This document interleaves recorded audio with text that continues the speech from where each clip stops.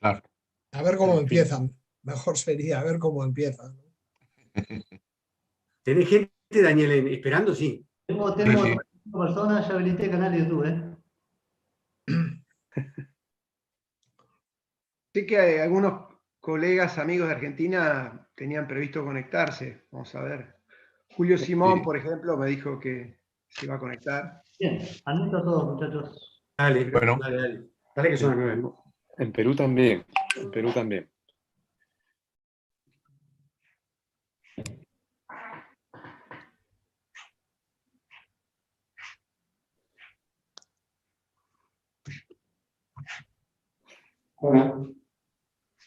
Hola Juan, Hola, buen día. ¿Qué tal?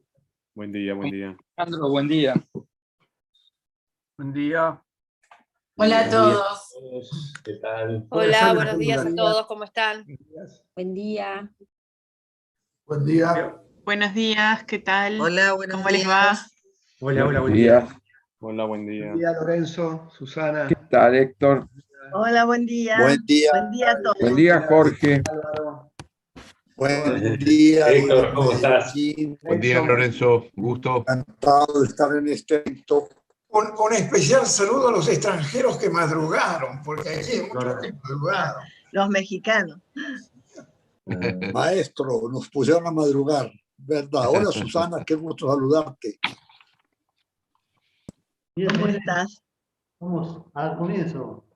Un cordial saludo a todos los que nos acompañan a través de la plataforma Zoom, nuestro canal de YouTube, la Fundación de Cultura Universitaria, una vez más presente para llevar adelante una actividad jurídica. En el día de su aniversario, la Fundación de Cultura Universitaria presente para llevar adelante una obra que ya tiene un tiempo de edición, Derecho del Trabajo, el tomo 4, todo lo que respecta al derecho colectivo del trabajo de los doctores Juan Razo Delgue y Alejandro Castelo. En esta oportunidad nos acompañan destacados conferencistas laboralistas nacional e internacional. Ellos son los doctores Héctor Omar García, Carlos Palomeque y Jorge Rosenbaum. Y a su vez vamos a tener la coordinación del evento y la presentación de todo lo que refiere a quienes han de exponer a cargo del profesor y doctor Elmer Arce, que es doctor de hecho el trabajo de introducción a la ciencia jurídica en la Pontificia Universidad Católica de Perú, doctor en Derecho de la Universidad de Cádiz, autor de artículos y ponencias, conferencista y destacado especialista del derecho laboral peruano. Señores, señoras, sean todos muy bienvenidos. Con ustedes el doctor Elmer Arce. Hola, buenos días a todos. Antes que nada, felicitar la obra de los profesores Razo y Castelo, agradecer a todos por su presencia, a todos y todas, agradecer también a la Fundación de Cultura Universitaria, agradecer a los autores por esta presentación de esta obra tan importante de Derecho Colectivo del Trabajo, que es que es el último tomo de la serie, es el tomo número 4, ya han pasado otras 3 sobre derecho individual. Agradecer a los profesores Palomeque, García y Rosenbaum por las disertaciones que van a hacer el día de hoy. Y además voy a leer un mensaje que la profesora Cristina Mangarelli, decana de la Facultad de Derecho de la Universidad de la República Montevideo, Uruguay, ha enviado a los profesores. Les dice: lamento no poder acompañarlos mañana en la presentación del libro sobre Derecho del Trabajo. Les auguro éxito en dicha presentación, que será realizada por los prestigiosos profesores Manuel Carlos Palomeque, Héctor Omar García y Jorge Rosenbaum. Felicitaciones por la obra, saludos cordiales que hago extensivos a los destacados comentaristas. Con lo cual, pasado este momento de los agradecimientos y la presentación de esta importante obra, yo voy a hacer una presentación muy general y pasaré la palabra al profesor Palomeque, ¿no? En primer lugar, quisiera saludar y felicitar a los autores, por supuesto, al profesor Razo, profesor Castelo. Es una excelente noticia, no solamente para Uruguay, sino para todo Latinoamérica. Nosotros desde Perú estamos muy contentos con este tomo 4 de Derecho Colectivo del Trabajo, porque es un manual de derecho colectivo en toda regla, ¿no? Van apareciendo manuales en el ámbito latinoamericano que nos van dando también una sustantividad propia a los países de esta parte del mundo, y creo que es un manual que aporta no solamente conocimientos o datos sobre los derechos colectivos, la sindicación, la negociación colectiva y la huelga, sino, sobre todo, creo que hay aportes muy importantes que todos debemos resaltar. La metodología, por ejemplo, ¿no? Me parece sumamente importante que en cada tema haya un ingreso a la institución, ¿no? Al derecho. Hay una reconstrucción dogmática de cada uno de los derechos que se aborda, dibuja la institución a partir de doctrina, a partir de normas internacionales, de derecho comparado, es muy profusa en ese tema, y luego aterriza en la legislación uruguaya, lo cual hace lo que tiene que hacer un manual, ¿no? La legislación y la jurisprudencia. Aborda temas de futuro. Me ha gustado mucho, por ejemplo, esas partes del texto que se ensayan reflexiones sobre el tipo de empresa y el impacto sobre el derecho colectivo o el concepto de empresa multinacional. Estamos ante una obra que está mirando también al futuro. Y para cerrar,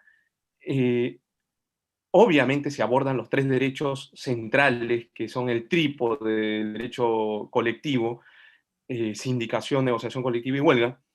Sin embargo, resalto nuevamente que hay 2 temas que a mí me han llamado muchísimo la atención, pero que le dan una estructura especial al texto, ¿no?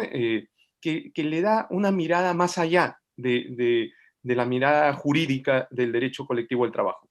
La primera es la que tiene que ver con estos aportes de frontera, las relaciones entre derecho colectivo del trabajo y las relaciones laborales, ¿no? Muy interesante estos primeros capítulos.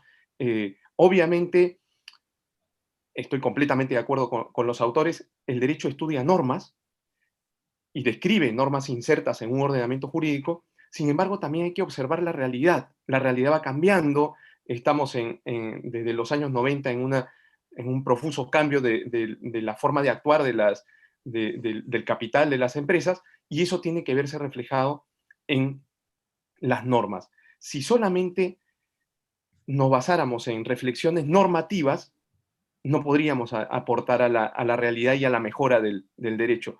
Hoy en día hay un fuerte impacto de la realidad sobre el derecho para medir la eficacia de las normas, y por ejemplo aquí en Perú también estamos mirando el tema del uso de metodologías de investigación de ciencias sociales, ¿no? Las metodologías cualitativas, cuantitativas, estadísticas y encuestas incluso, para medir esa impronta y ese impacto de las normas en el derecho o en la realidad. Y finalmente, resaltar el capítulo sobre diálogo social. Espectacular, ¿no?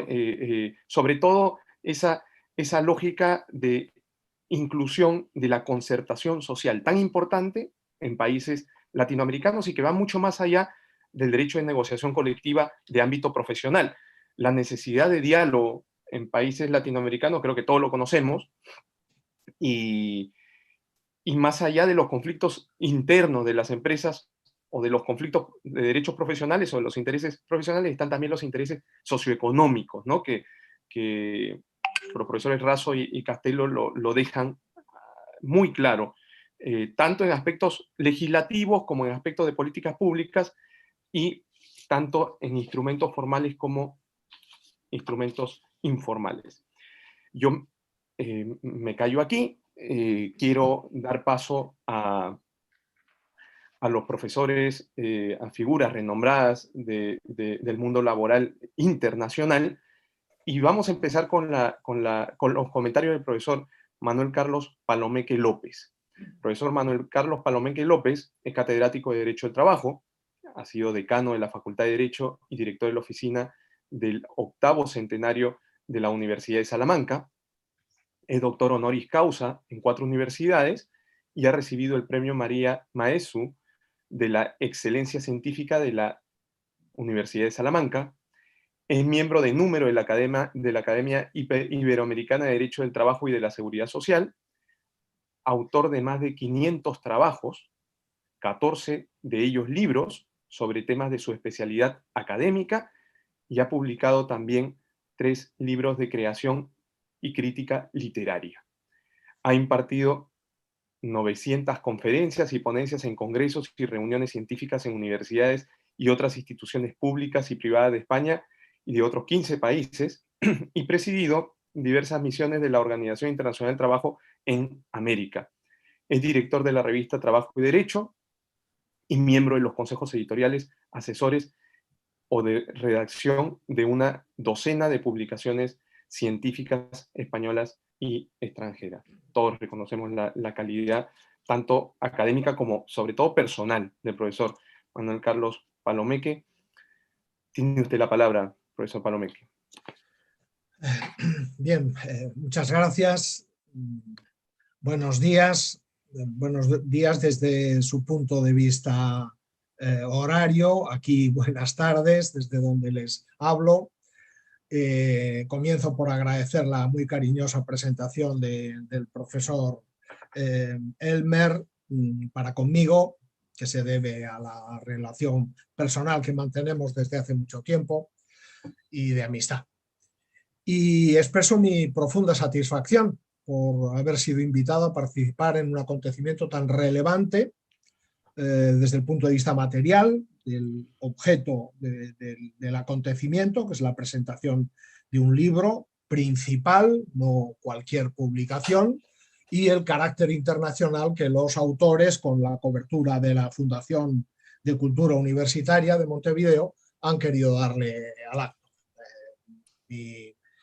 Mi relación de amistad con todos ellos, les saludo personal e individualizadamente a cada uno de ellos y expreso naturalmente no solo mi satisfacción, ya lo he hecho, considero en poder de un privilegio verdadero poder hacerlo, y la invitación cariñosa que me formuló Juan Raso hace unas semanas en nombre propio y de Alejandro Castelo para participar en este libro, ¿no?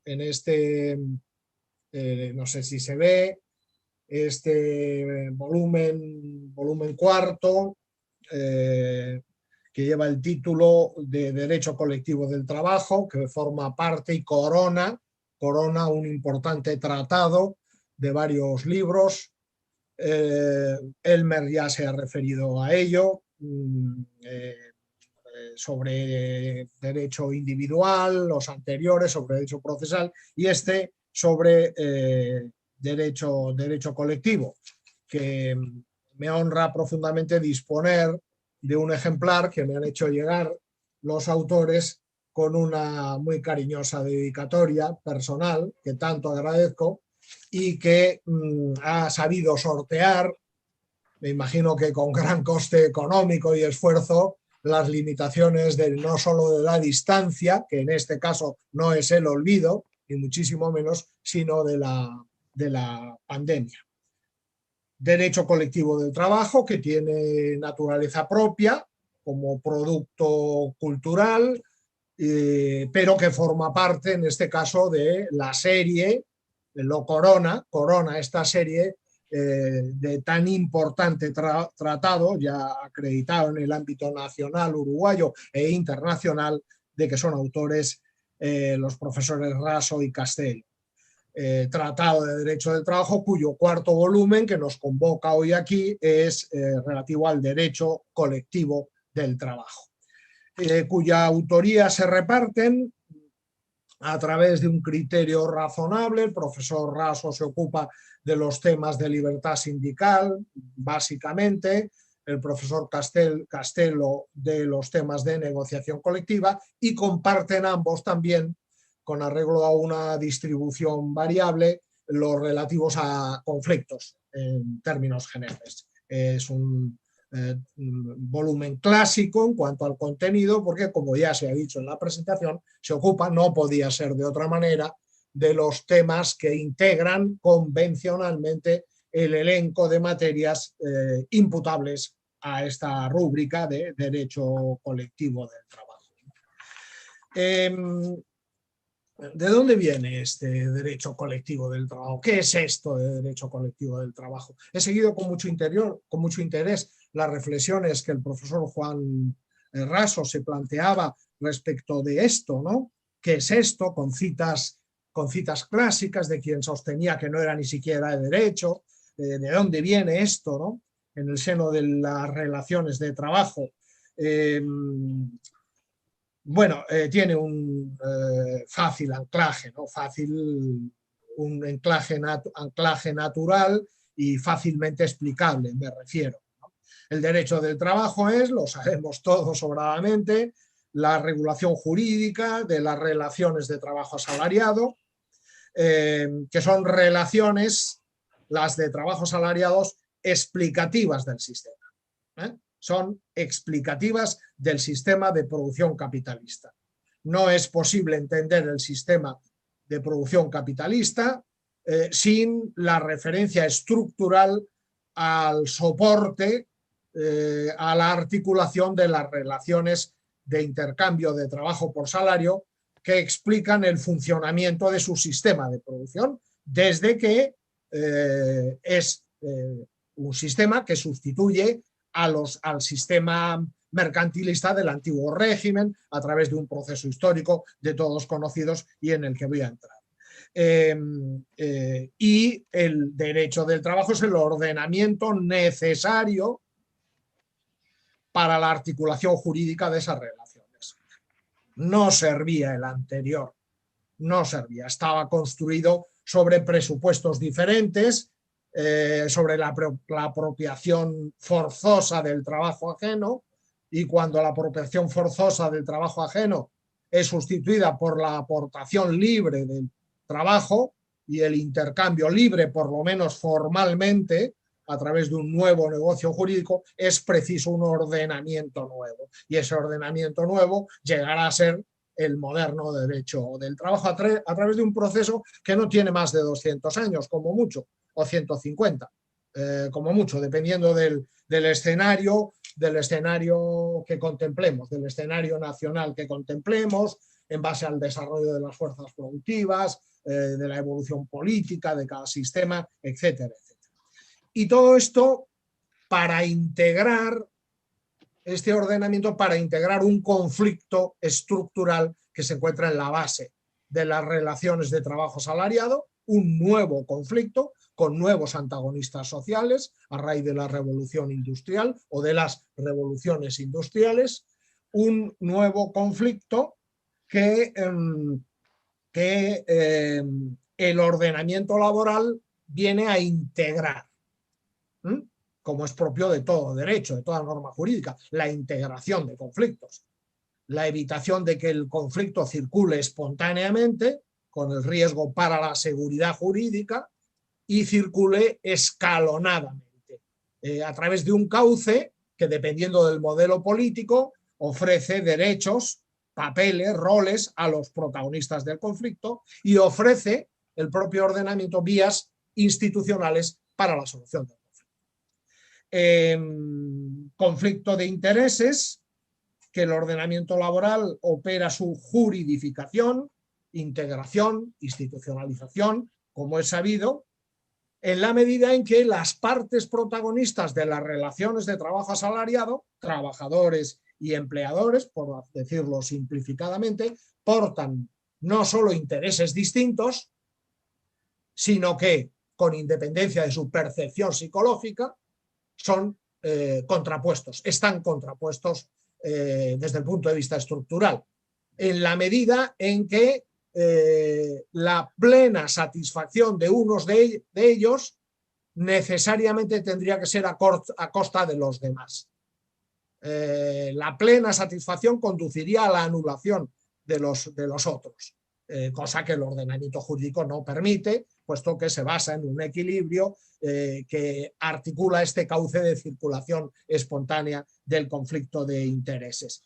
Bastaría reparar en cuáles son los intereses de trabajadores e empresarios sobre dos variables básicas de las relaciones de trabajo: el salario, los costes de producción, y el tiempo de trabajo, la cantidad de producto.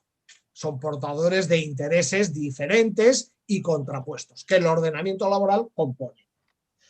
El ordenamiento laboral consta de, sabido es, este es el ABC de nuestra ocupación profesional, de dos contenidos, dos planos. Es uno, comparece unitariamente, pero descomponiéndolo en el microscopio de la explicación y de la comprensión, presenta una doble estructura, un doble contenido, un doble plano.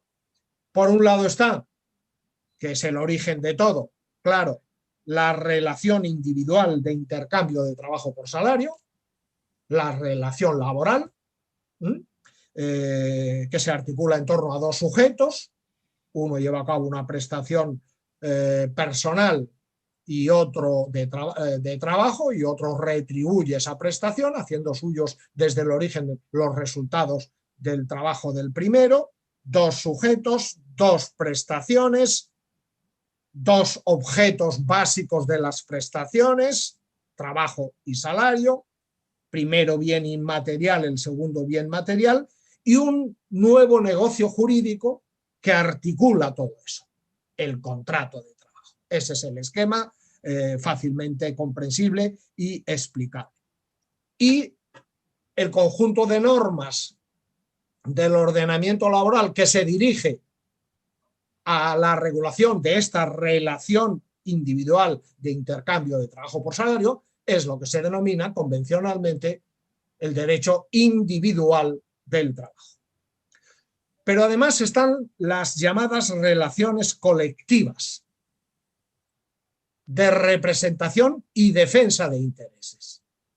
De representación y defensa de intereses, de las que se ocupa el derecho colectivo, de cuya regulación jurídica se ocupa el derecho colectivo como parte del derecho del trabajo, es una parte del derecho del trabajo, salvo en aquellos sistemas en que se niegue políticamente el derecho colectivo, los modelos dictatoriales, autoritarios, en cuyo caso el derecho del trabajo es igual a derecho individual solamente, y la labor de autotutela la realiza en primera persona el Estado dictador. Bien, ¿ahí no hay derecho del trabajo? Claro que hay derecho del trabajo, pero es otro modelo político. Las relaciones colectivas de representación de intereses, a cuya regulación jurídica se dedican un conjunto de normas del derecho del trabajo que integran dentro de él el llamado derecho colectivo del trabajo o derecho sindical. ¿De dónde viene esto?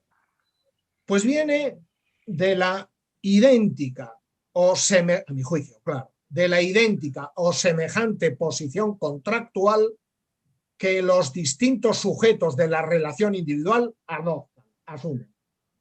Son distintos. La relación individual multiplicada por n, por millones de relaciones idénticas, estructuralmente, constituyen la base del sistema de producción de bienes y servicios en el modelo de economía del mercado. La misma posición asumen. Son distintas las personas, son distintas las condiciones de trabajo, son distintas las condiciones materiales, pero estructuralmente es la misma posición. Los trabajadores son deudores de trabajo y acreedores de salario, los empleadores son deudores de salario y acreedores de trabajo. La misma, o idéntica, o parecida. Se podrá percibir psicológicamente como tal o no, pero objetivamente, a través de un análisis estructural, es así. ¿Eso qué produce? Pues produce que estas relaciones laborales son el soporte de las relaciones de producción y relaciones de trabajo asalariado son mayoritariamente, porque hay trabajo productivo que no se articula a través del intercambio de trabajo por salario, pero mayoritariamente la otra cara de la moneda, de una misma realidad. Y además las relaciones laborales no son unas relaciones cualesquiera jurídicas, sino que constituyen por su generalización el elemento caracterizador del entero sistema de producción. De aquí a la aparición de sujetos colectivos de trabajadores y de empleadores hay un paso, que se produce cuando históricamente madura la idea de que además de la defensa individual que pueda hacer cada sujeto de sus intereses, que la hace, son sujetos que adoptan una posición contractual diferente, la misma, pero diferente en cuanto a los objetivos que plantea cada uno de ellos. Son sujetos que van a llevar a cabo, si pueden, una defensa individual. Magra es la defensa individual que contractualmente puede hacer el trabajador, individualmente, magra es, a pesar de los instrumentos de tutela del ordenamiento jurídico, porque adopta una posición de inferioridad socioeconómica que no contractual respecto del empleador. Pues la aparición de los sujetos colectivos vendrá a articular una defensa más eficaz, más plena, más factible que la meramente individual. Una autotutela colectiva. La secuencia histórica es: poder de dirección del empleador fija las condiciones de trabajo. Frente a esta situación aparecen sujetos colectivos de los trabajadores que van a procurar la negociación colectiva de esas condiciones y van a utilizar instrumentos de presión que coadyuven en esa negociación. Y en tercer lugar, la respuesta del empresario, constituyendo a su vez sujetos colectivos de reacción. Esa es, me parece a mí, en todos los sistemas nacionales, la secuencia histórica al respecto. Por tanto, estos sujetos colectivos, que son de carácter instrumental, vienen a llevar a cabo una autotutela colectiva, supuestamente más eficaz que la que puedan llevar los sujetos individuales. Para hacer esto, van a protagonizar distintas relaciones jurídicas, como son las relaciones de intercambio de trabajo asalariado, de negociación o de conflicto, o de representación de intereses. Relaciones jurídicas entre los propios sujetos colectivos, entre sujetos colectivos y sujetos individuales, o entre sujetos colectivos y las administraciones públicas. Relaciones jurídicas. Por tanto, las relaciones colectivas, estas relaciones jurídicas a las que estoy refiriendo, en que los sujetos colectivos articulan su objetivo instrumental de autotutela colectiva, no son relaciones de trabajo. No son relaciones de trabajo, obviamente. Allí nadie trabaja ni paga el trabajo en las relaciones colectivas. Las relaciones de intercambio de trabajo por salario son individuales. Las relaciones colectivas no son relaciones de trabajo, pero sí son relaciones laborales. No es ningún trabalenguas, queridos amigos, queridas amigas, no es ningún trabalenguas. Son relaciones laborales porque pertenecen al ámbito institucional del ordenamiento jurídico laboral, que destina una buena parte de su contenido a la regulación de las mismas. En las relaciones individuales o relaciones de trabajo se intercambia trabajo por salario. En las relaciones colectivas, los sujetos colectivos de representación de intereses llevan a cabo la defensa de los intereses de las partes respectivas. De ahí sale el derecho colectivo. Es derecho del trabajo. Hay alguna posición autonomista que no se sostiene diciendo que es una rama nueva, todos buscan ramas nuevas en todo, que es una manera, a mi modo de ver, de perpetuar la propia posición de uno cuando trabaja esos temas, ¿no? Si yo trabajo los temas del empleo, pues digo que, y me caracterizo por publicar muchas cosas sobre derecho del empleo, que el derecho del empleo es una rama nueva. No es una rama nueva, es un objeto, si acaso nuevo, pero de la misma realidad jurídica. Esto nos llevaría al debate sobre la autonomía, de las ramas del ordenamiento jurídico. El ordenamiento jurídico es uno y lo demás son ramas que derivan de una división del trabajo, a efectos de comprensión y de explicación. Bien, eso es. ¿Derecho colectivo o derecho sindical? Queridos amigos, querido Juan, querido Alejandro. Bueno, la respuesta depende de la tradición cultural de cada sistema. En América es derecho colectivo. Es derecho colectivo.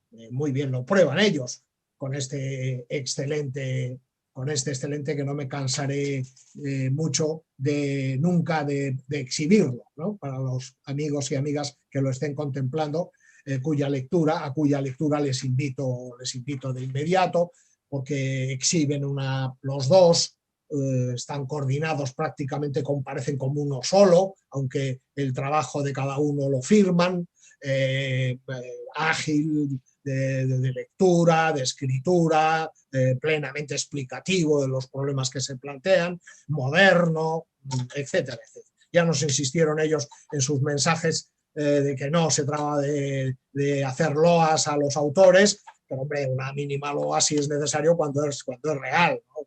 Yo no diría ninguna cosa que no sintiera, pero es que yo siento que es un magnífico libro.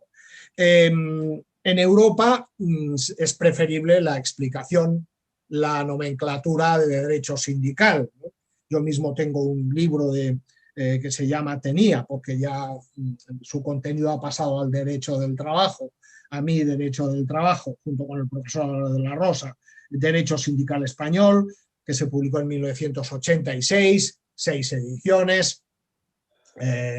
Incluso hice una búsqueda de una edición agotada para Héctor, no sé si te acuerdas, Héctor, que te la mandé. Bueno, hay que empezar diciendo que se trata de expresiones sinónimas. Es la misma realidad. Es una cuestión de preferencia personal. El derecho sindical es lo mismo, así empleado, que el derecho colectivo del trabajo. Una equivalencia. Es el derecho de la ordenación jurídica de las relaciones colectivas. Claro, no es el caso de los autores de este libro, que este tema no se lo plantean siquiera, ni es necesario que se lo planteen, pero en España se ha vuelto a actualizar el debate sobre esta terminología, por eso me apetece suscitarlo aquí, ¿no? Que es un debate puramente formal, creo yo. Está bien que debatamos sobre lo que se quiera, pero bueno, es un poco melancólico el resultado cuando al final llegas a la conclusión de que es lo mismo, ¿no? Es un tema de preferencia en la denominación, y la preferencia tiene que ver con las tradiciones culturales, jurídicas de cada país exactamente.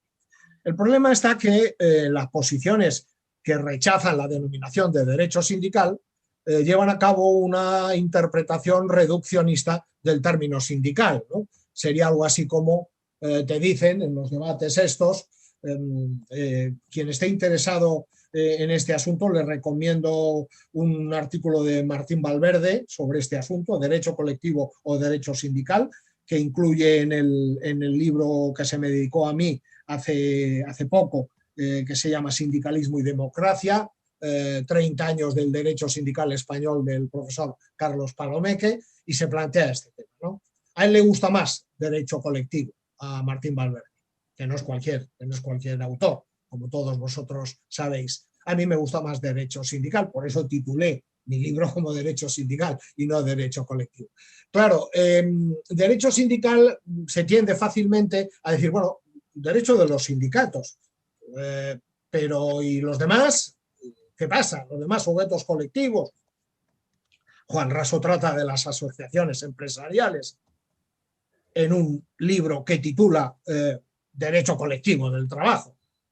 Por tanto, naturalmente, podía haberlo titulado de derecho sindical, pero prefiere esto porque le gusta esta terminología, porque es la que ellos han manejado de siempre al respecto.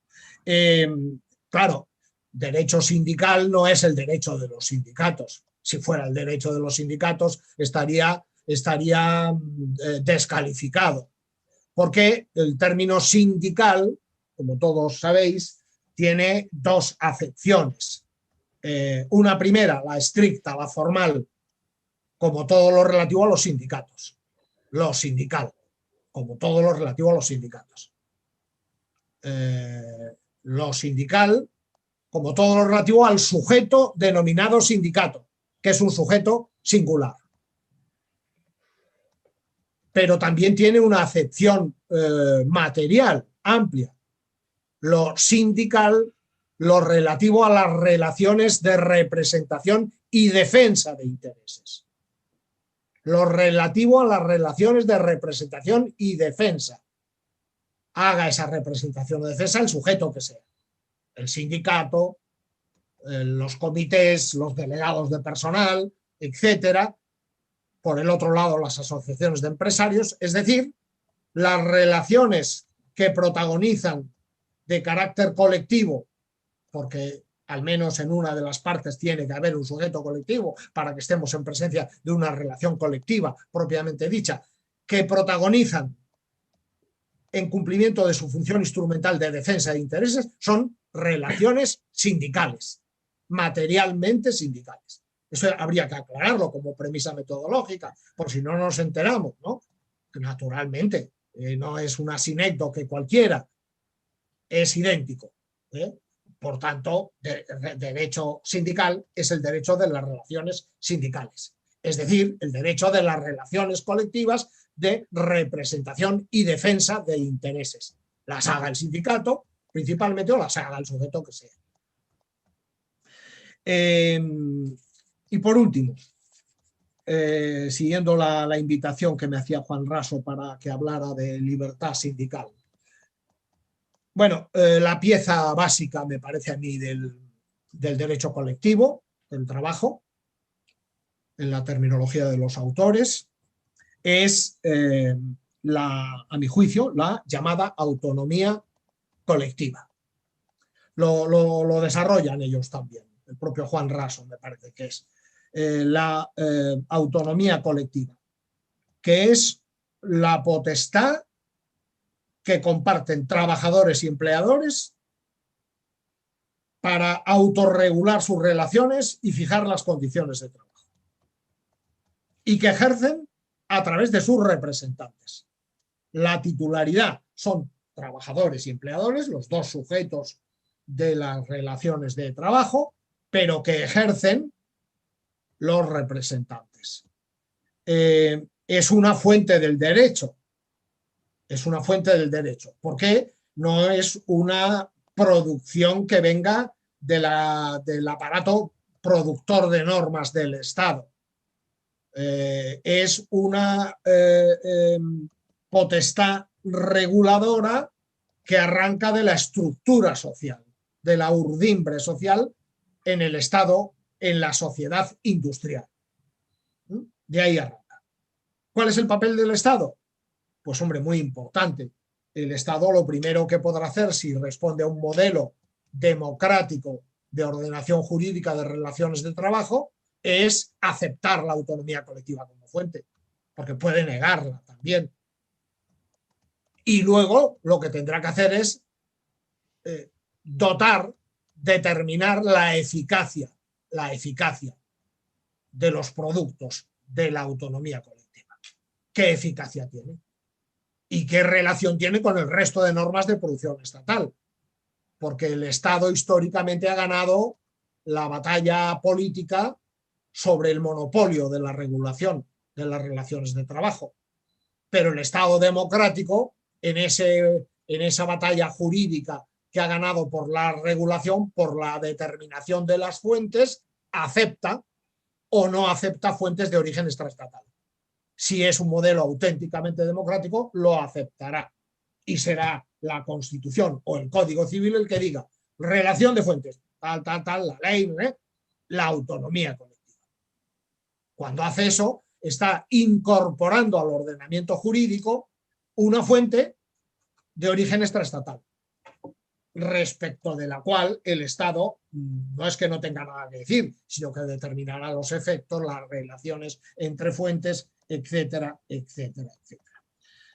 Bueno, es la pieza básica, la autonomía colectiva, así entendida como fuente material del derecho del trabajo, que es una aportación del derecho del trabajo a la teoría de las fuentes. Ningún otro sector del ordenamiento jurídico cuenta con una fuente de estas características, ningún otro, solo el derecho del trabajo. O sea, la historia del derecho del trabajo, entre otras muchas aportaciones a la teoría del derecho, una de las principales es el ofrecimiento de una nueva fuente de producción normativa, jurídica y normativa, que es la autonomía colectiva. Tiene varios planos.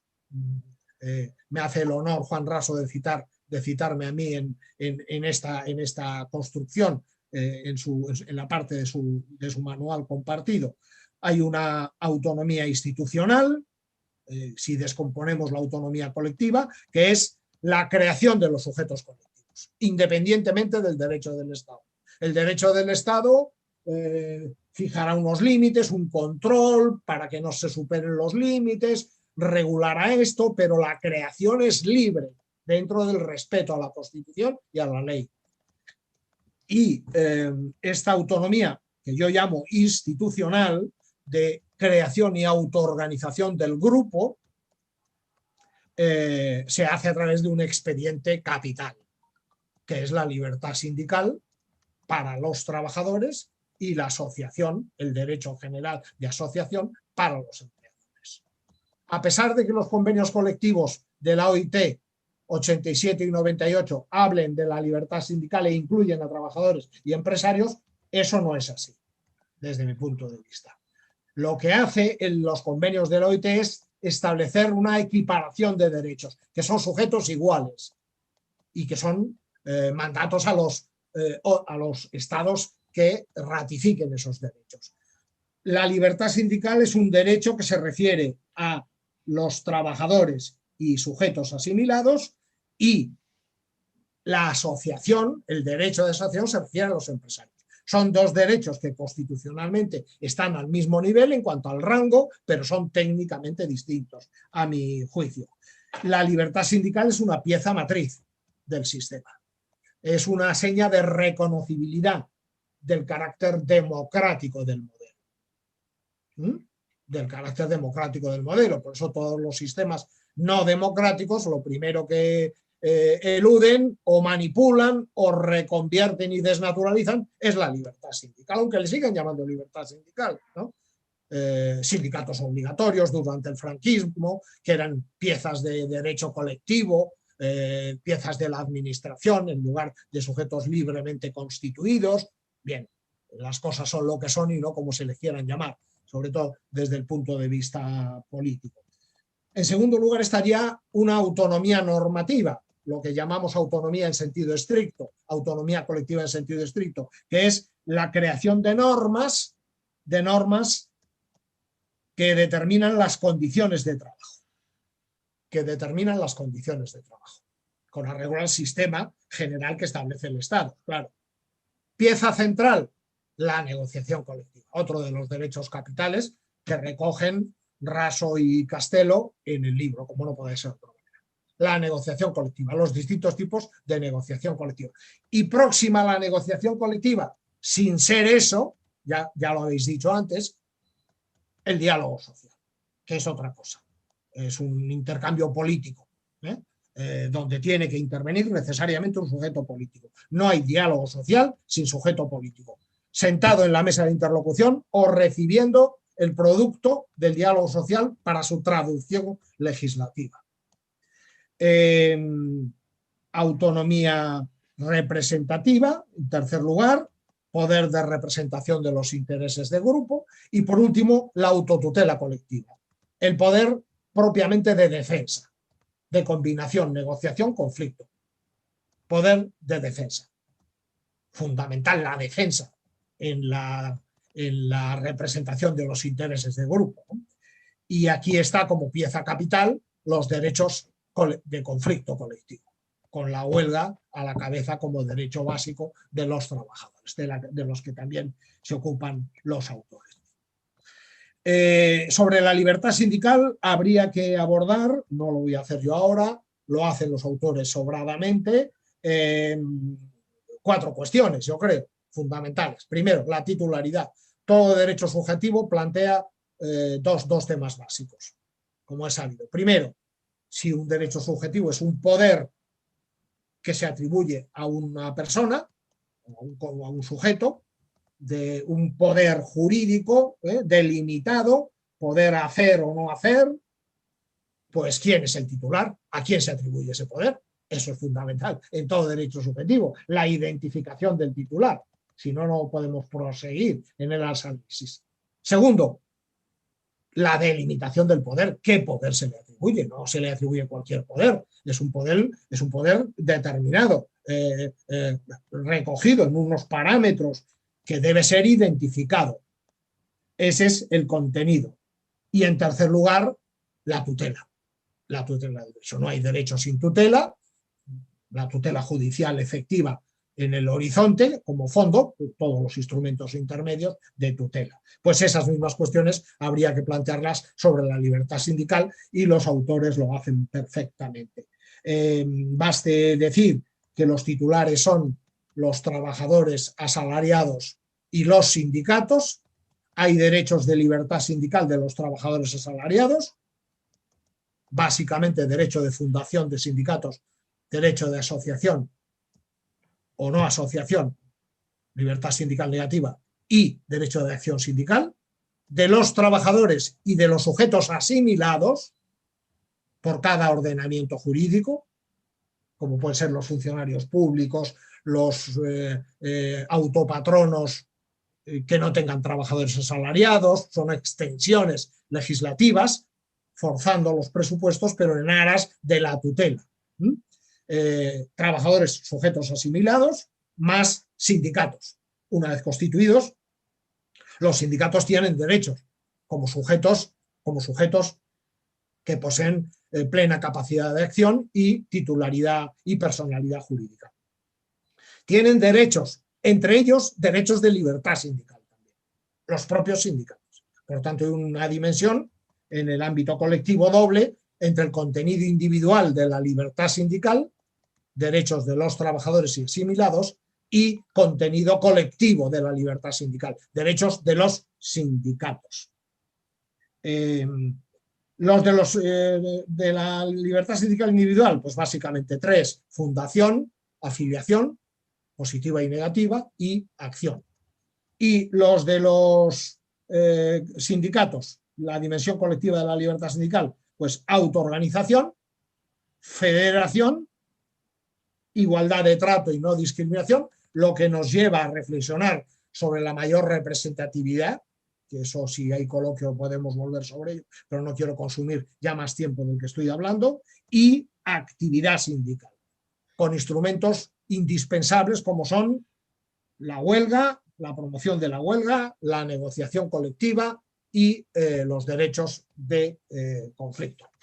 Bueno, queridas amigas, queridos amigos, querido Elmer, como moderador, esto sería lo que tendría yo que compartir con vosotros al hilo de la lectura detenida que he hecho de este magnífico 4º volumen, Derecho Colectivo del Trabajo, del tratado de los profesores Raso y Castelo, y decirles que me he sentido muy honrado en compartir esta mesa con tan queridos amigos y compañeros, y contigo, Elmer, como presidente. Gracias, perdón por el exceso de tiempo. No, ha sido un placer escucharlo, como siempre muy interesante, como siempre brillante, profesor Palomeque. En el plano de la mesa internacional que tenemos, sigue en el uso de la palabra el profesor Héctor Omar García.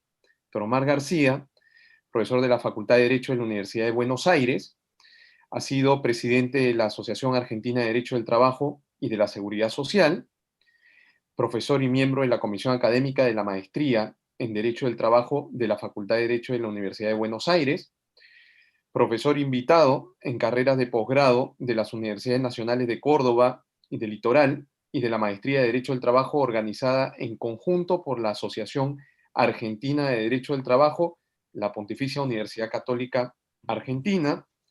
Ha sido profesor de la Maestría en Políticas del Trabajo y Relaciones Laborales de la Universidad de Bolonia, representación en Argentina e invitado en carreras de posgrado en la Universidad de la República.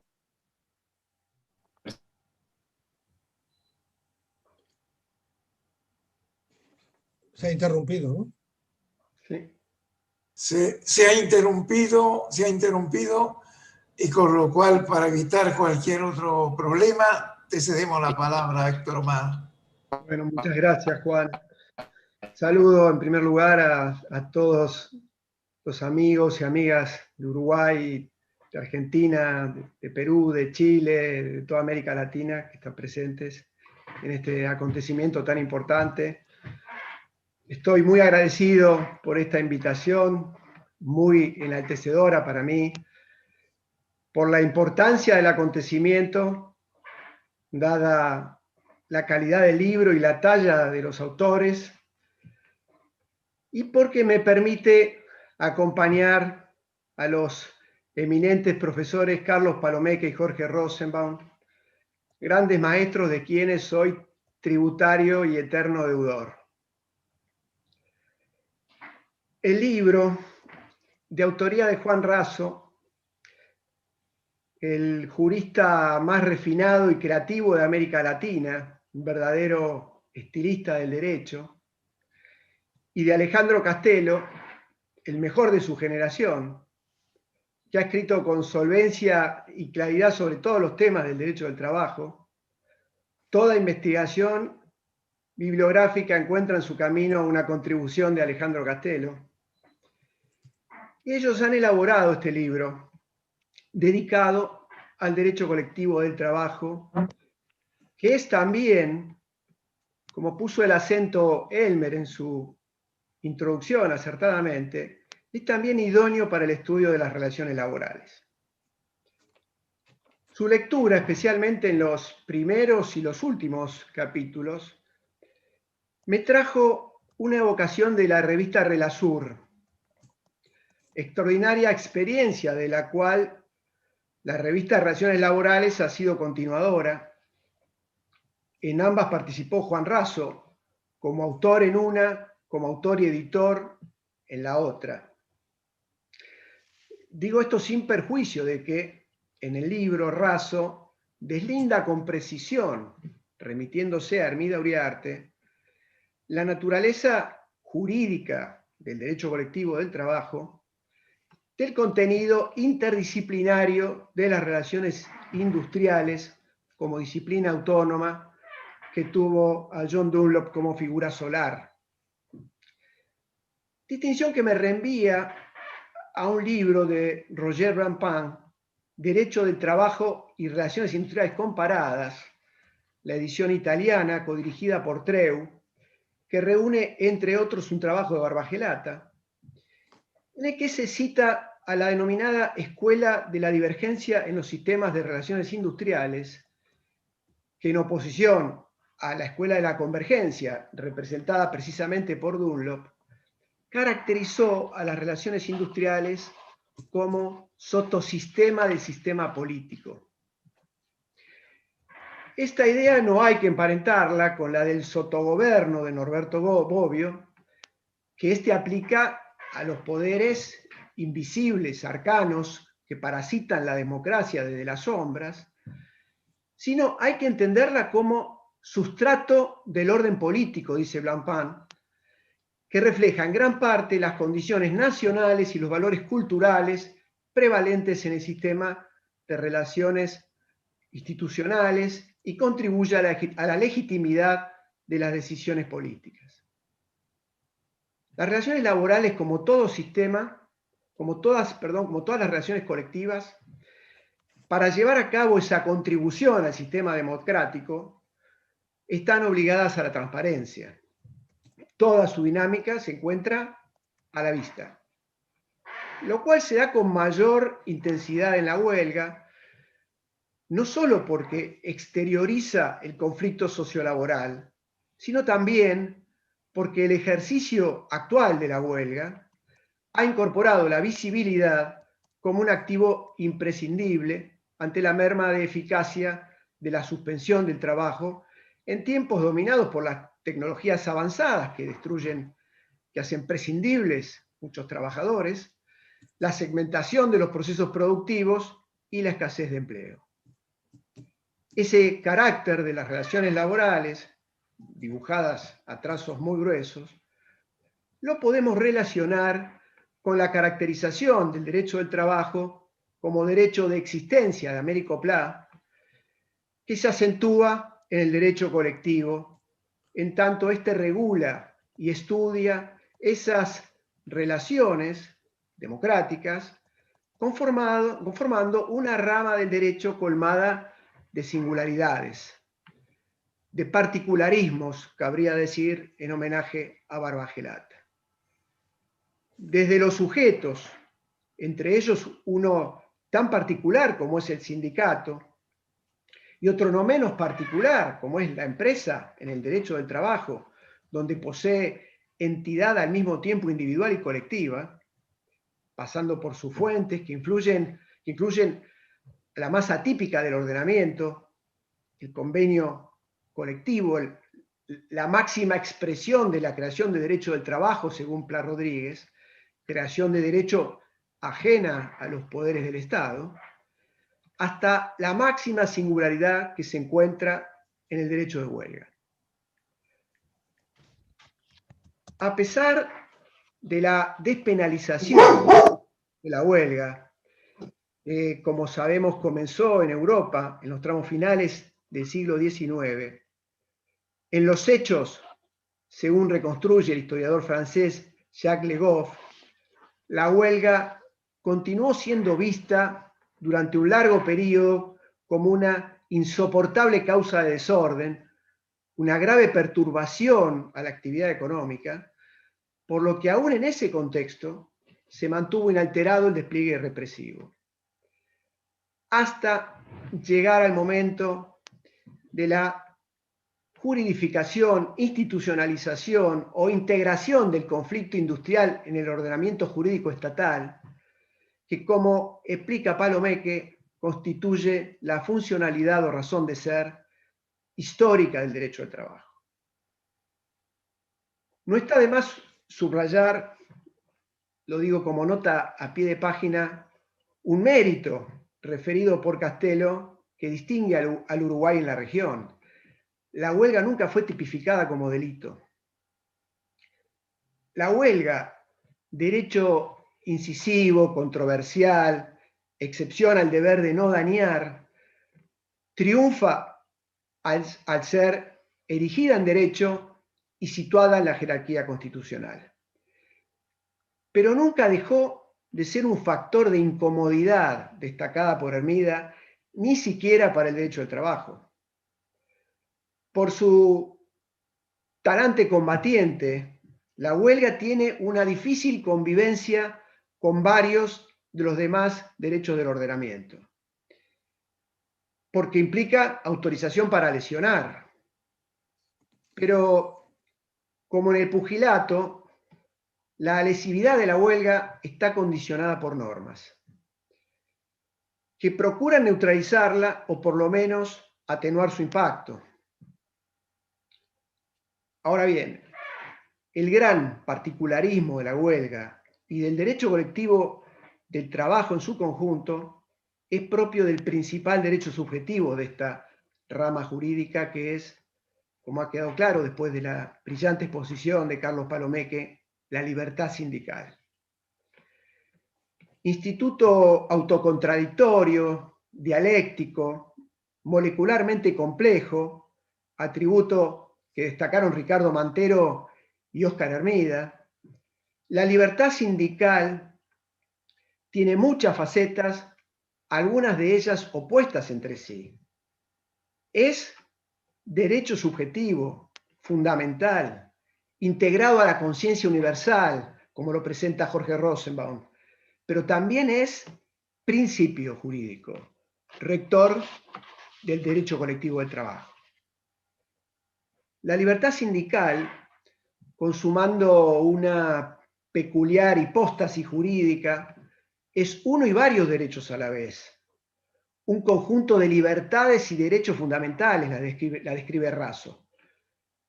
Ese conjunto tiene una estructura compleja, como bien ha quedado claro luego de escuchar al profesor Palomeque, pero en la cual se destacan tres columnas, que son a su vez derechos fundamentales: la libertad de sindicación, la negociación colectiva y la huelga. Es decir, que la libertad sindical implica libertad para generar conflicto y para resolverlo. La libertad sindical tiene una faceta arquitectónica y otra agonal, a dos aguas entre lo metafísico y la cruda realidad. Es confrontación y es diálogo, no es mera libertad de asociación, pese a que existe una tendencia a despojarla de sus manifestaciones agonales, sobre todo en el ámbito internacional, que apunta principalmente al derecho de huelga, uno de los componentes naturales de la libertad sindical, decía Hermida Uriarte. Y me parece importante recordar esta caracterización de Hermida, ahora que la huelga se encuentra en un estadio involutivo en cuanto al desconocimiento que se cierne sobre ella en el plano internacional. Curiosamente, el ámbito en el cual este derecho encontraba el trato más respetuoso de su investidura, principalmente por los pactos y cartas internacionales que menciona Castelo en el libro, y por obra de la doctrina técnico-jurídica de los órganos de control de normas de la OIT, que tanto ha influido en el sistema uruguayo, y también de la Corte Interamericana de Derechos Humanos. Ese desreconocimiento, si se me dispensa el neologismo, se puso de manifiesto por la fuerza, por el grupo, mediante la fuerza, por el grupo de los empleadores de la OIT, y bajo la forma de una posposición, es decir, detrás de libertades económicas, por el Tribunal de Justicia de la Unión Europea en las sentencias Viking, Laval y otras. A esos problemas de derecho se suman otros obstáculos de hecho que hackean al ejercicio, que antes de finalizar enumeraré solo algunos. En primer lugar, el impacto de los avances tecnológicos, que provocan la crisis de la noción de centro de trabajo que diagnostica Raso. En segundo lugar, la decadencia del sistema de producción fordista, que ha arrumbado a los libros de historia las formas tradicionales, calificadas como atípicas por Castelo, precisamente las más efectivas de la acción obrera, concebidas para interrumpir o desordenar la cadena de montaje propia de dicho método productivo. Otro obstáculo encuentro en la transnacionalización de la producción, que elude los límites jurídicos de los estados, y de ahí la importancia de la acción sindical internacional. También por la transformación del sistema capitalista, en el que predominan las finanzas por sobre la producción industrial. En quinto lugar, otro obstáculo reside en la terciarización, no tercerización, sino terciarización o desindustrialización de las economías de los países de Occidente, que viene asociada a las garantías, también provenientes de normas de la mayor jerarquía, a los derechos de usuarios y consumidores, sujetos que hoy gozan de una tutela jurídica preferente y aún más ponderada que la del trabajador, que se manifiesta en la notoriedad, en la generalmente amplia, que se manifiesta, perdón, con notoriedad, en la generalmente amplia calificación de actividades como servicios esenciales. Y en último lugar, pero de la máxima importancia, destaco el debilitamiento progresivo de los sindicatos, convertidos en sindicatos incapaces para la autotutela, otra vez Hermida. Y finalizo señalando que en el actual contexto, las organizaciones sindicales, especialmente las internacionales, necesitan reformular sus estrategias, si es que las tienen. En lo que ha transcurrido el siglo XXI y en el marco de la globalización, solo han generado una gigantesca estructura hiperburocratizada en su interior, que verifica la vigencia de la ley de hierro de Michels, e inmóvil hacia afuera.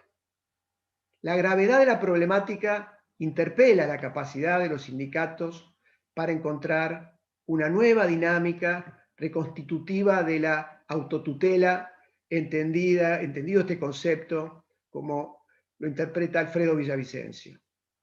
Está en ellos, en los trabajadores, en los sindicatos, como alguna vez ha remarcado, subrayado Oscar Hermida, la respuesta, mal que nos pese a los juristas. Muchísimas gracias a todos por la atención, a todos y a todas. Muchas gracias.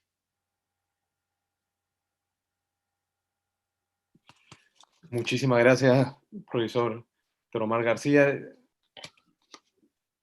Muy importantes sus reflexiones en un derecho tan complejo y tan devaluado, ¿no? Como es el derecho de huelga en América Latina y fuera de aquí.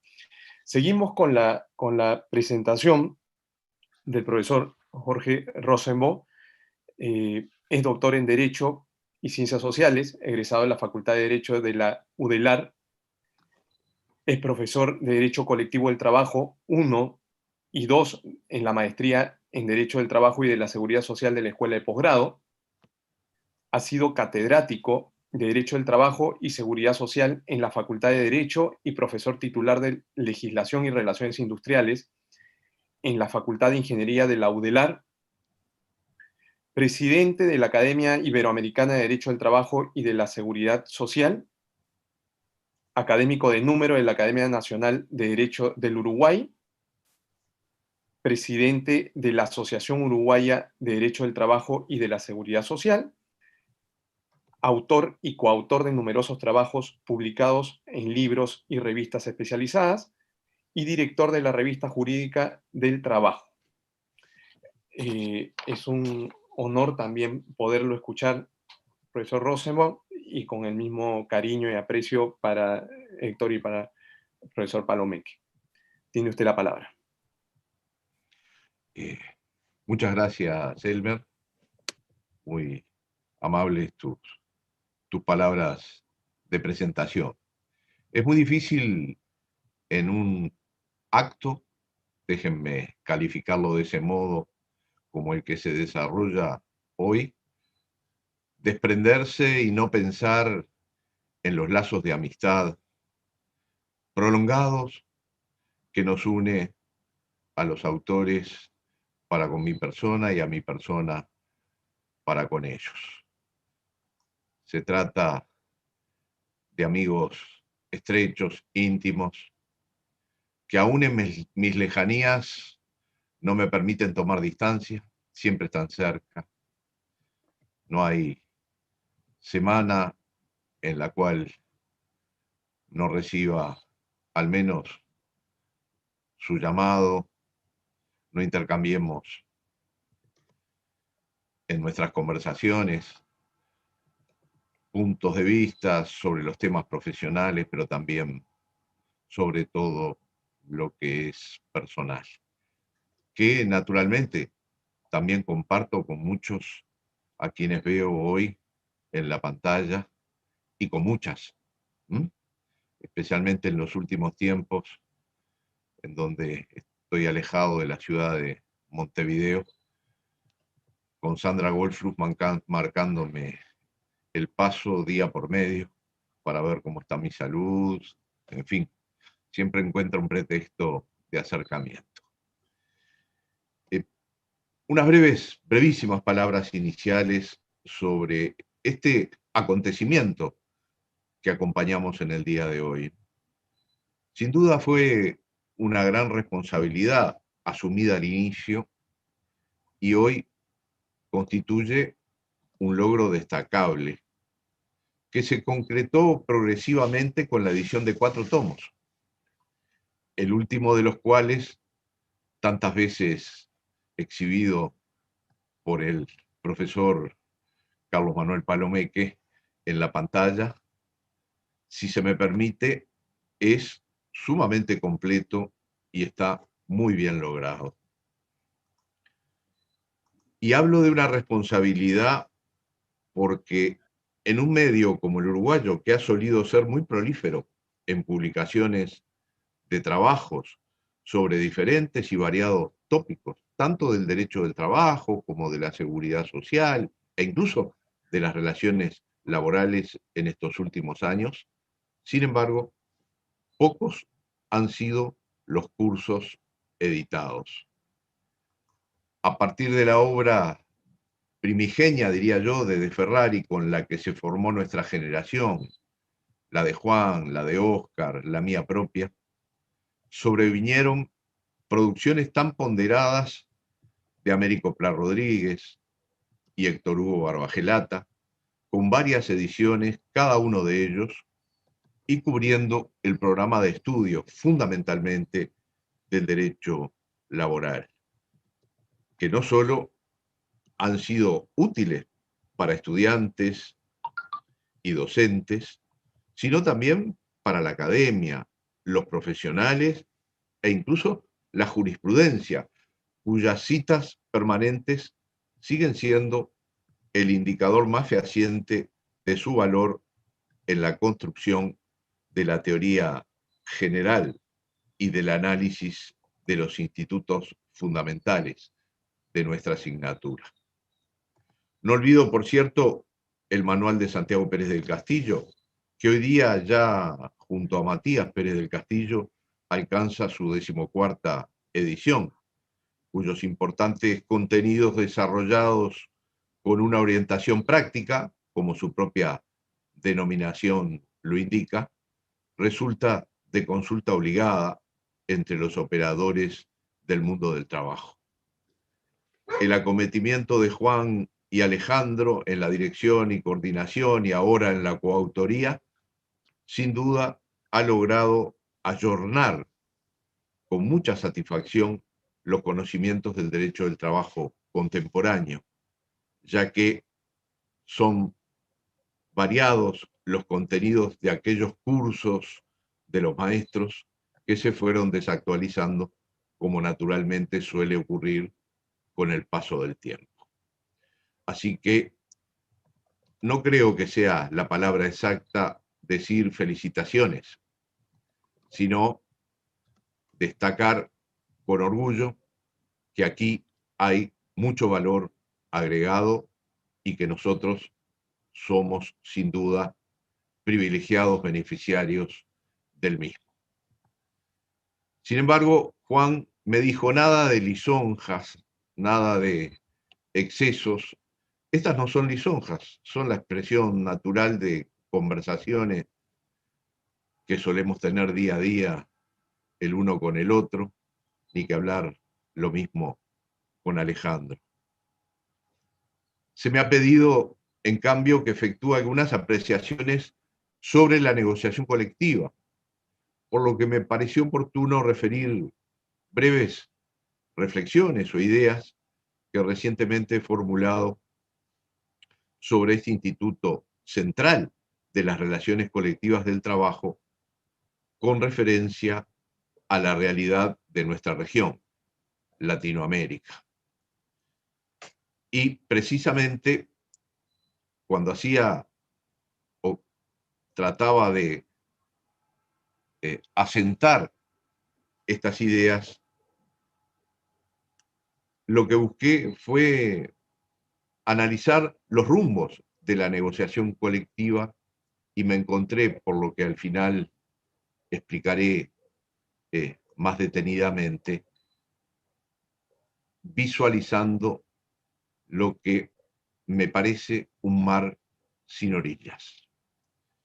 Si algo ha caracterizado al derecho del trabajo, para que esto sirva como una rápida introducción, es sin duda el prolongado periodo de gestación y el traumático alumbramiento que habría de producirse a fines del siglo XIX o a comienzos del siglo XX, según las distintas regiones y países. En términos históricos, el rápido desarrollo de esta rama del derecho no fue sencillo ni lineal. Nace una legislación laboral protectora del trabajador que representa lo que el profesor Palomeque identifica en sus obras y lo ha ratificado en su exposición del día de hoy, con la solución defensiva del Estado burgués para institucionalizar el conflicto entre el capital y el trabajo en términos compatibles con la viabilidad del statu quo, es decir, del orden establecido. Y en este devenir aparece la idea centralizada de la negociación colectiva como un derecho fundamental. Es precisamente en ese marco que promedialmente allá por los años 40 o la década de los 40 comenzó a adquirir cierto cuerpo, permítaseme decirle, conceptual y en algunas experiencias concretas incluso un alcance sustancial efectivo, la negociación colectiva. Como un aporte, sin duda, del derecho sindical, no ya para solucionar el conflicto colectivo, como ocurría con los acuerdos de paz o de tregua, que recordaba Barbagelata en la obra dedicada a la memoria o el homenaje del maestro de Ferrari. Me refiero a aquellos acuerdos de paz que sellaban grandes huelgas y movimientos de protesta de la clase obrera, sino lo importante fue generar una regulación autónoma que buscaba superar los contenidos de las normas mínimas impuestas por la legislación dictada por el Estado o resultaba complementaria y hasta integradora de nuevos beneficios, derechos y regulaciones. Se trata del ejercicio de una de las aristas de la libertad sindical, que está presente en el derecho vivo, en la verdad material de la vida, en aquella en que la compleja ingeniería de los sistemas de relaciones laborales reconocen en la negociación colectiva uno de sus ejes centrales.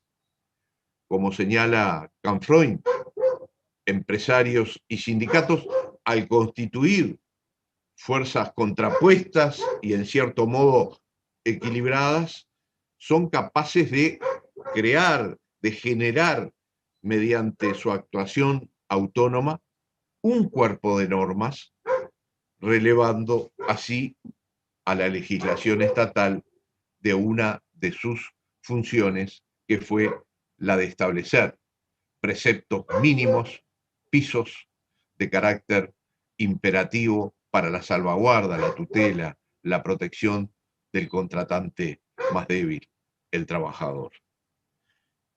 Las convenciones colectivas, tales como las define y promueve el convenio 98 de la OIT, constituyen la innovación promovida para que entre empleadores y las organizaciones de empleadores por una parte y las organizaciones de trabajadores por otra, se desarrollen procedimientos de negociación voluntaria con el objeto de reglamentar por medio de lo que se denominó los contratos colectivos en sus orígenes las condiciones de empleo.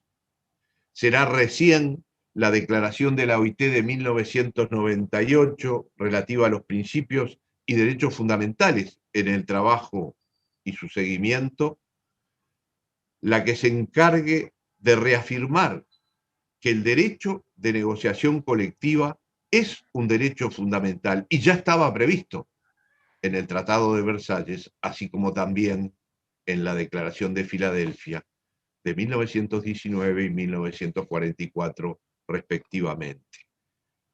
Aceptado esto por los Estados miembros al incorporarse a la OIT y que, por lo tanto, deben respetar, promover y hacer realidad de buena fe, aun cuando no hayan ratificado este y otros convenios, 8 en particular, sobre los 4 principios y derechos fundamentales que contiene aquella declaración. Queda claro entonces que la negociación colectiva fue instalándose como un componente ineludible para mantener relaciones colectivas del trabajo, como destaca Castelo, que es el autor de este capítulo en la obra, resulten sanas y compatibles con el Estado de Derecho y las instituciones democráticas de los países. La negociación colectiva permite a los actores sociales desenvolverse en un espacio de libertad sindical para autorregular las relaciones del trabajo a través de la generación de normas jurídicas autónomas, como dijimos, respecto del Estado, que en su mayor parte los ordenamientos jurídicos le adjudican la naturaleza de fuentes formales de derecho. Este proceso se fue concretando, sin duda, con muchos altibajos, altibajos notorios, ya que son numerosas las ocasiones en que aparecen obstáculos insalvables para el ejercicio y la efectividad de la negociación. En América del Sur, la ratificación del Convenio 98 adquirió ribetes de una mera proclama discursiva en muchos países, en tanto la debilidad sindical existente no posibilitaba un avance real y efectivo de la participación y del diálogo entre los sujetos colectivos. O, en otras realidades, porque el fenómeno fue amortiguado desde los comienzos por el propio Estado, obstaculizándolo a través de un excesivo reglamentarismo que buscó procedimentalizar la negociación colectiva, estableciendo requisitos formales, desmesurados, como plazos y términos incumplibles, y transformándose en un decisor sobre los contenidos, los alcances y los efectos de los resultados negociales. De allí que, en tercer lugar, deba saltar a la etapa de los embates hacia y desde la globalización. No por conocido podemos dejar de anotar que el derecho del trabajo debió enfrentar un serio detrimento con la introducción del modelo económico neoliberal, que pasó a convertirse hacia fines del siglo pasado, como lo señalaba Óscar Hermida Uriarte, en una doctrina hegemónica que avasalló muchos de los logros sociales alcanzados. Las políticas instauradas echaron por tierra la capacidad de acción de los movimientos más antiguos y referentes de la génesis del sindicalismo y las relaciones colectivas del trabajo, transformando una onda o transmitiendo una onda expansiva de influencia durante varias décadas que consolidó el absolutismo financiero y la preeminencia de las políticas monetarias proclives a los intereses del capital por sobre los intereses del trabajo. Este epifenómeno se proyectó cuando ingresamos en el nuevo siglo, instaurándose una globalización, que en su devenir produjo el epílogo de la desregulación y flexibilidad extremas en el ámbito de las normas laborales.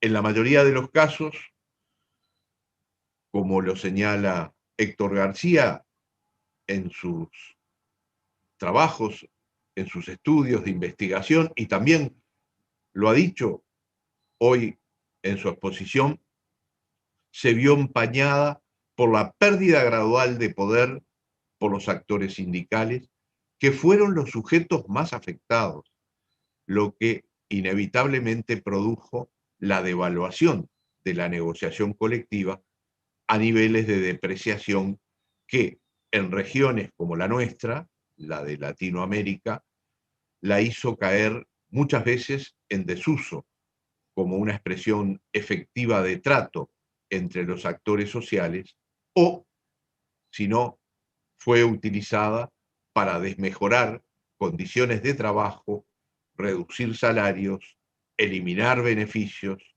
expandir la deslocalización y colaborar con la descentralización y externalización de mano de obra en el seno de la empresa, sirviendo como pantalla de una pseudo legalidad a la acción desestructurante sobrevenida.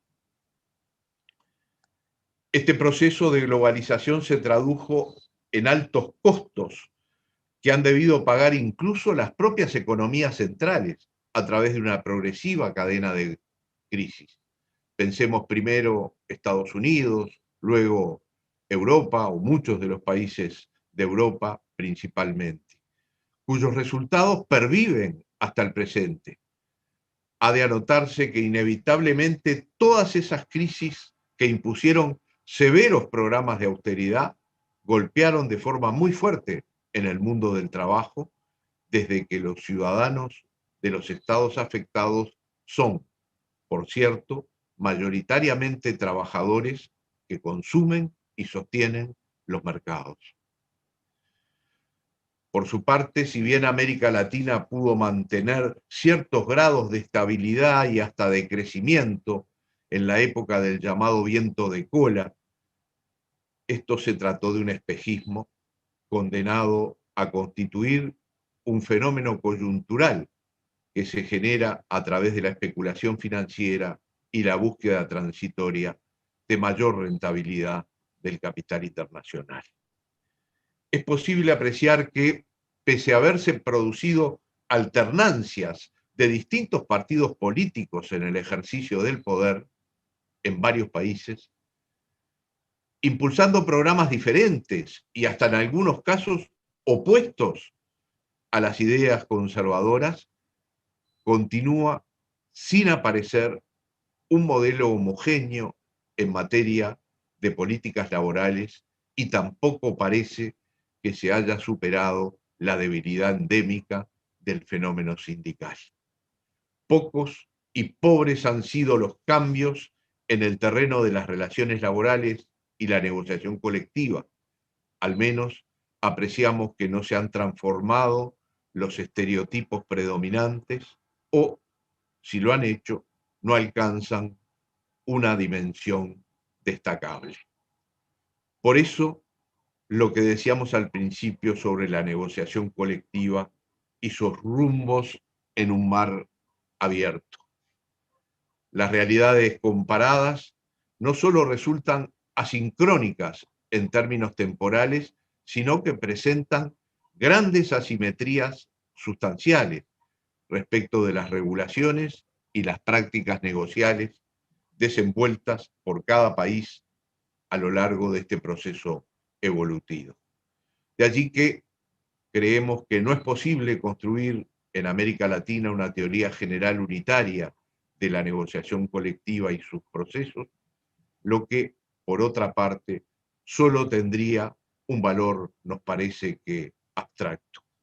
En nuestra opinión, ni siquiera podemos ensayar el dibujo de un modelo internacional unívoco sobre la misma, de modo que el conjunto de normas que emanan de la OIT, así como los pronunciamientos de los órganos de Contralor, apenas configuran un marco de referencia que cobra importancia a la hora de identificar situaciones concretas en las cuales puede llegar a violentarse ciertos principios y reglas coordinados que derivan básicamente del respeto exigible de la libertad sindical. Se aprecia entonces que son múltiples las opciones que cada legislación nacional suele reglar en muchos aspectos centrales del instituto.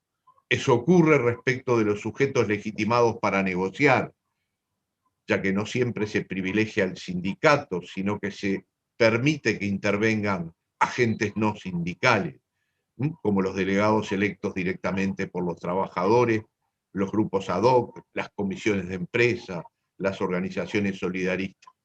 No se respetan los grados de representatividad basados en la autenticidad, sino de una representatividad que muchas veces, en forma arbitraria, el propio Estado o el gobierno de turno le otorga, como en las épocas corporativas, a la organización sindical más próxima o dominada desde el Estado. No se promueve una pluralidad compatible con los principios democráticos, sino que en muchos casos predomina un modelo de monopolio sindical que atenta incluso contra la libertad no solo constitutiva de otras organizaciones, sino también de la capacidad de acción de estas. Existen, como ya dijimos, excesivos requisitos formales impuestos, proliferan las prácticas antisindicales como manifestaciones fácticas de disuasión y otro tanto acontece respecto de los niveles que libremente deberían escogerse por los propios actores, pero que en América Latina han ido derivando hacia o a través de un corset hacia la descentralización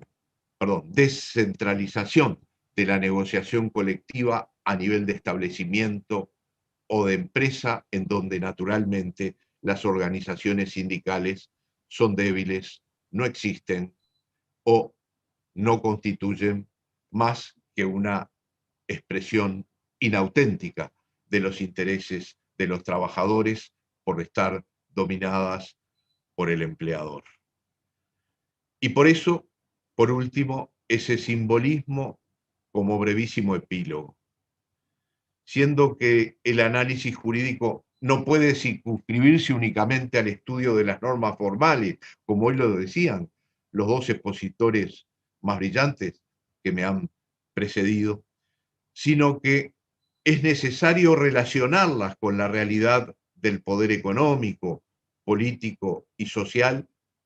No se trata de un mero simbolismo afirmar que la negociación colectiva navega en un mar abierto que parece no tener orillas, sino tan solo horizontes desconocidos. Por eso sus rumbos no transitan por rutas predeterminadas, sino que en los distintos países suelen tomar desvíos, muchas veces con el único fin de contemplar intereses económicos que se imponen sobre los intereses sociales y del mundo del trabajo. Es así como vemos ese mar sin orillas, que es una metáfora que tomamos de una prestigiosa poetisa uruguaya, Rosalía de Castro, cuando en 4 líneas enuncia estos versos.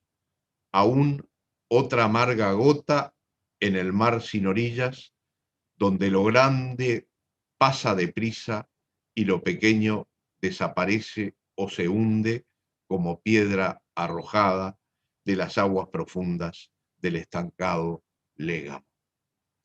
Felicitaciones nuevamente, aunque no sea la palabra más adecuada, mis queridos amigos Juan y Alejandro, Alejandro y Juan.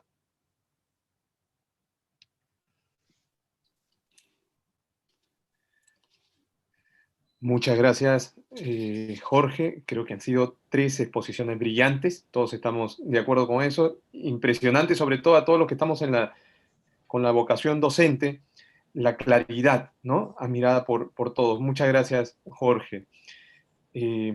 Ahora, para cerrar ya esta presentación, vamos a presentar a los 2 autores, al profesor Razo, al profesor Castelo, amigos y maestros, y creo que para todos será un honor escuchar. Ellos mismos me han dicho que van a hacer unas presentaciones breves y seguramente con mucha profundidad. Profesor Razo, tiene usted la palabra.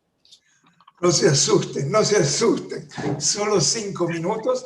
Bueno, en primer lugar, para agradecer a los expositores, realmente estuvimos y cumplieron con mi deseo que esta fuera una clase de derecho colectivo del máximo nivel, al brillante coordinador que tejió el evento y en especial a tantos amigos extranjeros que han desafiado horarios y hasta una fiesta nacional muy importante para expresar su afecto. En los 5 minutos, 3 reflexiones. La primera reflexión es que la publicación de este libro cierra un círculo que comenzó hace 10 años con la idea inicial de Alejandro de armar un trabajo sobre el derecho individual y colectivo del trabajo, que dividimos en 4 partes. Los primeros 3 tomos salieron con cierta puntualidad, pero el último, precisamente el del derecho colectivo, nos complicó y en algún momento temimos no cerrar el círculo. Es que el derecho colectivo del trabajo sigue siendo una disciplina difícil de aprender. Es una disciplina ardua, espinosa, difícil de despojar de sus naturales connotaciones ideológicas, pero también imposible de abordar sin una necesaria perspectiva ideológica. Y la pandemia, en este caso, bienvenida la pandemia, nos encadenó a nuestros escritorios y finalmente cumplimos con este propósito. La segunda reflexión es que, como han dicho nuestros ilustres comentaristas, a quien tanto agradezco, nada es tan actual hoy como la problemática que encierra el derecho colectivo o el derecho sindical. El trabajo se transforma, las modalidades de prestación son distintas, las tecnologías dispersan las formas tradicionales del conflicto. Se produce este efecto que decía Héctor de la desindustrialización, pero el conflicto sigue vigente y presente en las relaciones laborales que siguen oponiendo intereses contrapuestos de quienes trabajan y quienes se benefician del trabajo ajeno. En este sentido, el libro nos llevó también a preguntarnos sobre las fórmulas tradicionales y nuevas de organizar los intereses de los trabajadores. Y el último minuto para la tercera reflexión, que para mí es la más importante. Cuando era joven, era muy aficionado a ver las pruebas de atletismo, aunque no competía en atletismo. Y en especial yo admiraba la carrera de postas o relevos, la 4x100, la 4x400. Esas carreras tenían una particularidad. Para ganar, los atletas tenían que correr rápidamente, pero además tenía que entregara el testimonio. El testimonio era como una barra de metal y el que venía de atrás tenía que entregar el testimonio al que seguía adelante, con la mayor destreza posible, porque si el testimonio caía, si el testimonio no se pasaba bien, la carrera se perdía. Y en el mismo sentido, este libro marca para mí un momento de relevo.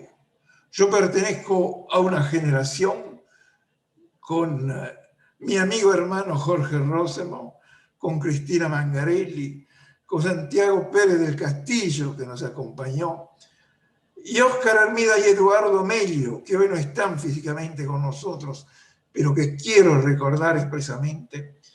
Pertenecemos a una generación que en su momento recibimos el relevo de los grandes maestros y que ahora tenemos la obligación de entregar ese testimonio con la destreza y la generosidad a los que nos siguen en esta experiencia, que es la Escuela Uruguaya del Derecho del Trabajo.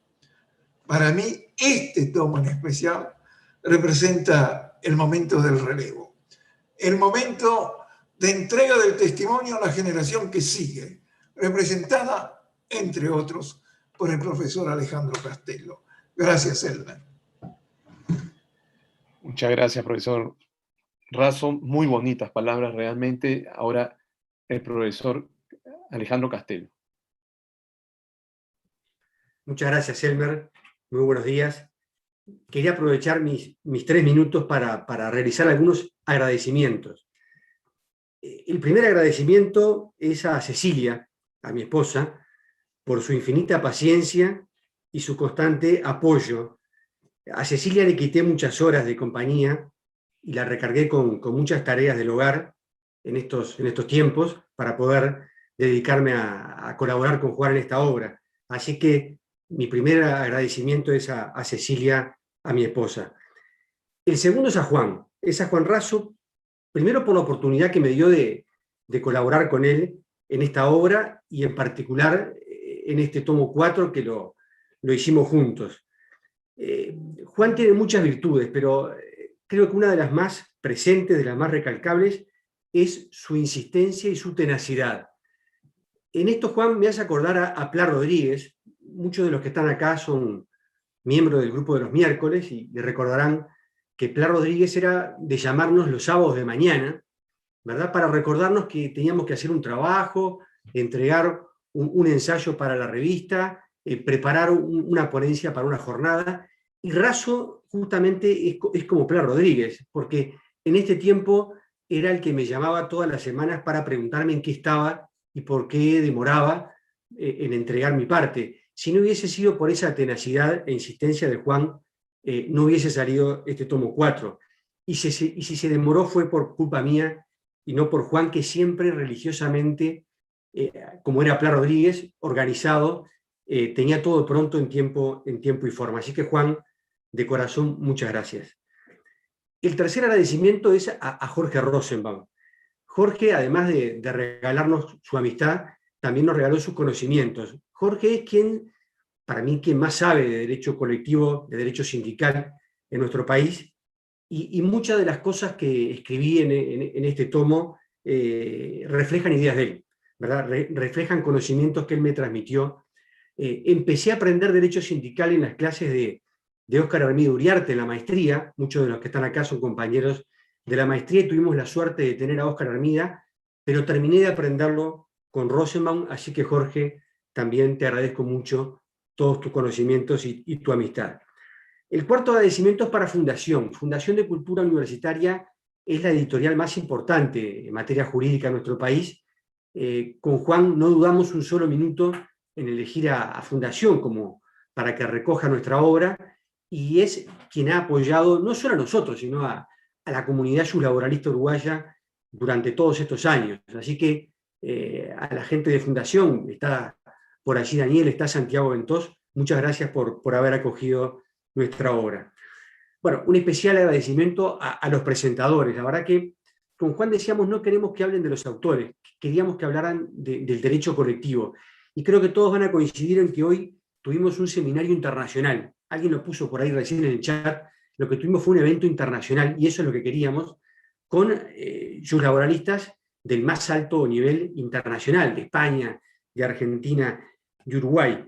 La verdad que nos regalaron una mañana maravillosa. Si hubiesen estado los alumnos de la maestría y también de los cursos de grado de la Facultad de Derecho, sin lugar a dudas, hoy hubiesen aprendido Derecho Sindical, y con lo que ellos dijeron les alcanzaba para poder aprender y después rendir un examen. Muchas gracias de todo corazón a Palomeque, a Héctor García y a Jorge Roseman por estas exquisitas presentaciones que nos dejaron. Un agradecimiento muy especial a mi amigo Elmer Arce, un amigo que me regaló la vida. Elmer, como todos ustedes saben, es uno de los muy prestigiosos laboralistas peruanos, pero yo diría es en realidad hoy día ya un laboralista reconocido a nivel internacional, a nivel latinoamericano. Sin lugar a dudas, dentro de pocos años va a ser el Palomeque de Latinoamérica. Va a ser el Palomeque de Latinoamérica. Elmer, muchas gracias por haber coordinado esta mesa. Muchas gracias a todos los amigos que se unieron hoy. Son una cantidad, no los quiero nombrar a todos, pero hay de muchísimos países de Latinoamérica que nos han acompañado en la mañana de hoy. Como decía Juan, a pesar de los distintos usos horarios, igual nos bancaron y se conectaron. Y por último, no quiero dejar de recordar un poco lo que decía Juan, de recordar a los que no están, pero que nos marcaron mucho en esta obra, ¿verdad? A Pla Rodríguez, a Barbagerata, a Sartú, a Armida, a Osvaldo Mantero, recientemente a Eduardo Ameglio. Todos ellos, los conocimientos y lo que nos contribuyeron a lo largo de todos los años, en parte están reflejados en esta obra. Por eso también queríamos recordarlos a ellos. Concluyo solamente con un par de reflexiones sobre la obra. La primera es que esta es una obra que me parece que quedó a medio camino entre el texto para un estudiante y el tratado para docentes, investigadores, profesionales. Quedó allí a medio camino. Mis hijos, María Agustina y Tomás, me decían, papá, tú siempre escribís muy largo y para un estudiante nos resulta muy tedioso. Preferimos leer otros autores que van al grano. Y realmente cuando después releí la obra, creo que tiene ese defecto, de que es, por lo menos mi parte, es muy larga, pero tal vez tampoco tenga la profundidad necesaria para que ahí encuentren soluciones o encuentren, digamos, sobrados conocimientos los profesionales y los investigadores. Quedó a medio camino, tal vez en esto es algo que en el futuro haya que revisar. Y lo último es lo que decía Juan, y con eso concluyo y no los aburro más. Es una obra que fue hija de la pandemia. Lo único positivo que me ha dejado en este periodo, este triste periodo que estamos atravesando en la humanidad, ¿verdad?, es justamente esta obra, porque la pandemia, como decía Juan, nos permitió desde el mes de marzo hasta el mes de junio del año pasado concentrarnos en este libro. Yo recuerdo que en varias conversaciones Nelson Lustonó siempre me decía, Alejandro, con lo que tenés escrito para algunos congresos y eventos que hiciste, algunas ponencias sobre negociación colectiva y huelga, lo redondeás un poco más y con eso ya tenés escrito capítulos para el tomo 4. Y la verdad que Nelson Lustonó, al igual que Juan, me impulsó a trabajar, pero después, cuando llegó la pandemia y hubo que ponerle esas horas que decía Juan para poder terminar esta obra, me di cuenta que lo que tenía escrito en realidad no alcanzaba y hubo que dedicarle muchas horas más. Bueno, estas son algunas de las ideas que quería transmitirles. Les agradezco de corazón a todos ustedes que se hayan conectado y creo que todos pasamos una mañana muy linda.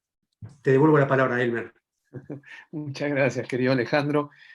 Creo que todos estamos muy felices y ya para terminar y cerrar este evento, saludar a todos, ¿no? Hacer un agradecimiento especial a la Fundación de Cultura Universitaria de Uruguay, agradecer la confianza que el profesor Razo, el profesor Castelo han tenido y han depositado en mí para conducir esta mesa, agradecer a los magistrales y brillantes ponentes, a todos ustedes que hoy han estado también conectados, y creo que este es un manual que va a ser referente, sin ninguna duda, para nuevos manuales en América Latina, que tenemos que seguir produciendo, y para seguir construyendo nuestras clases.